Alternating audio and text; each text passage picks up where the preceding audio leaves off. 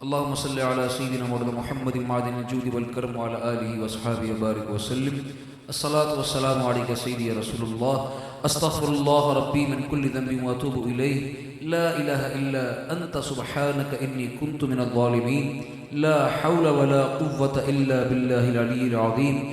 یا الہ العالمین، یا اللہ تیری دی ہوئی توفیق سے مالک جو کچھ کلام پاک پڑھا گیا، درس و بیان ہوا، تیرے پیارے محبوب کی ثنا خوانی کی گئی، یا اللہ ان سب کو اپنے فضل و کرم سے مالک قبول فرما۔ مالک اس میں جو غلطیاں کمیاں کوتاہیاں مالک ہم سے رہ گئی مالک معاف فرما۔ اس کا ثواب ہمارے ناقص عمل کے مطابق نہیں، اپنی شان عطا فرما۔ اس کا ثواب تیرے پیارے محبوب کی بارگاہ میں ہدیتاً تحفتاً عقیدتاً نذرانتاً پیش کرتے ہیں، قبول منظور فرما۔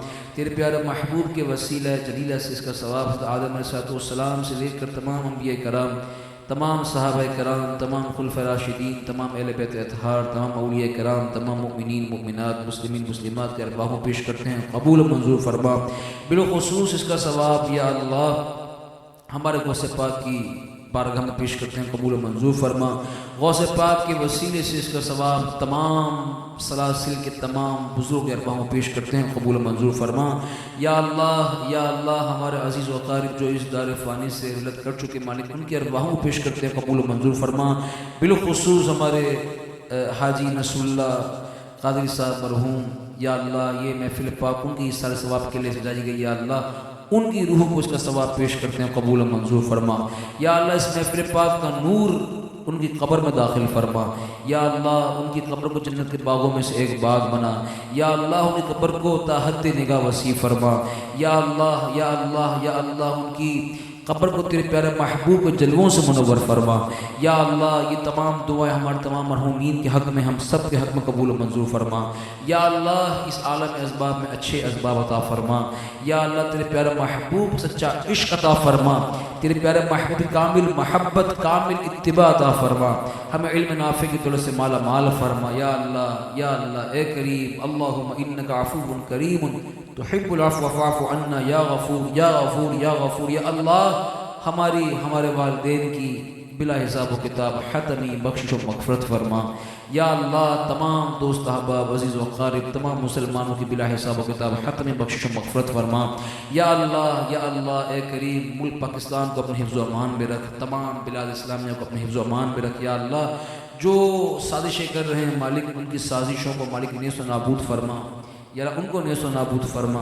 یا اللہ ملک پاکستان کو تمام مالک اسلامی ممالک کو اپنے حفظ و امان میں رکھ۔ یا اللہ اے کریم رب اے پاک پروردگار ہمیں بد مذہبوں سے بد مذہبی سے بچا، ہمیں علم نافع عطا فرما، علم دین سیکھنے کی توفیق و سعادت عطا فرما۔ دعا کے رہے کہ حاجی صاحب طبیعت ناساز ہے، اللہ تعالیٰ ان کو شفاء کاملہ عاجلہ عطا فرمائیں، جتنے مریض ہیں اللہ تعالیٰ سب کو شفاء کاملہ عاجلہ عطا فرمائیں۔